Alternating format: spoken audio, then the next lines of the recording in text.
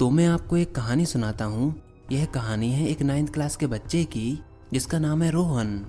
एक दिन उसके मैथ्स टीचर ने क्लास में सभी बच्चों को शुरुआत के 100 नंबर्स तक का सम फाइंड करने के लिए कहा, जैसे कि 1 + 2 + 3 + 4, ऐसे ही जोड़ते जाइए 100 तक।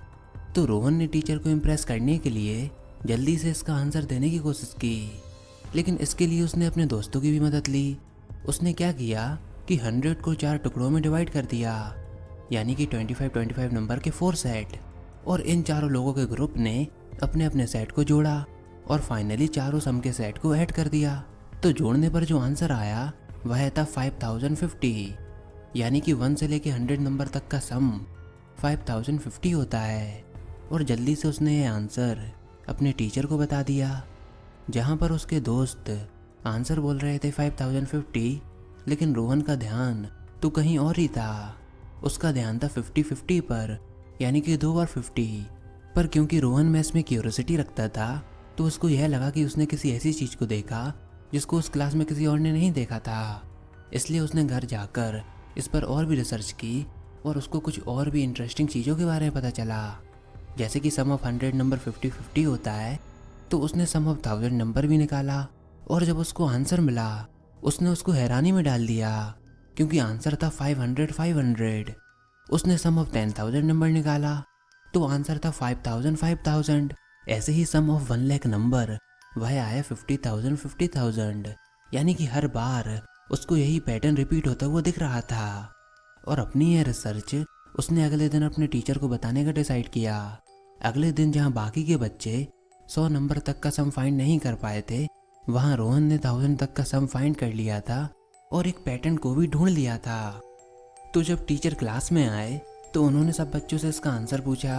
तो कुछ बच्चे आंसर बताते हैं 5050, कुछ बच्चे कुछ और आंसर बताते हैं, और काफ़ी बच्चों ने तो आंसर कैलकुलेट ही नहीं किया था। तभी टीचर ने कहा कि स्टूडेंट्स, मैं आपको यहाँ पर एक कहानी सुनाने वाला हूँ, और यह बात है 18वीं शताब्दी की। टीचर ने कहा कि उस समय एक लड़का एलिमेंट्री स्कूल में पढ़ रहा था। तो एक दिन उसके स्कूल टीचर ने उस लड़के से वही सवाल पूछा जो कि कल मैंने आपसे पूछा था, कि सम ऑफ 100 नंबर कितना होता है। तो 18वीं शताब्दी के उस बच्चे ने थोड़ा सोचा और अगले ही पल आंसर दिया 5050।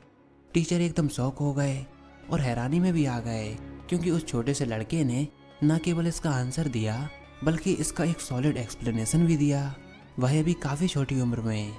उसका एक्सप्लेनेशन कुछ इस प्रकार था कि उस लड़के ने 100 नंबर को 2 सेट में डिवाइड कर लिया था।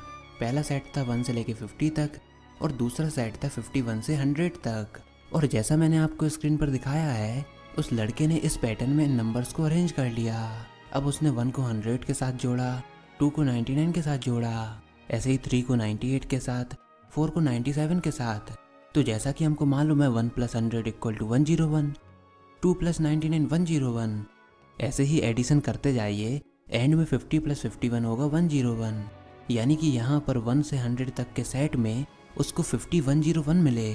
तो या तो इसका सम फाइंड करने के लिए 101 को 50 टाइम ऐड करो, या फिर सिंपली 50 को 101 से मल्टीप्लाई कर लो। और उस लड़के ने यही किया, 50 को 101 से मल्टीप्लाई कर लिया। तो मल्टीप्लाई करने पर जो आंसर आया वह आया 5050। इसलिए उसने इतनी जल्दी अपने टीचर को आंसर बता दिया, क्योंकि उस लड़के ने अपने लॉजिक के जरिए एडिशन को मल्टीप्लिकेशन में बदल दिया था। और वह लड़का कोई और नहीं, उस लड़के का नाम था गॉस। और फिर बाद में एक फॉर्मूला भी बनाया गया, अर्थमेटिक प्रोग्रेशन, जिसका इस्तेमाल नंबर्स के सम को फाइंड करने के लिए आज भी किया जाता है। और इस फॉर्मूले को आप सब जानते हो, n × n + 1/2। इस फॉर्मूले को देखकर आपको कुछ याद आया? आई थिंक जरूर आया होगा, क्योंकि आज भी इसको मैथ्स में पढ़ाया जाता है। तो यह तो बात थी 18वीं शताब्दी के उस बच्चे की।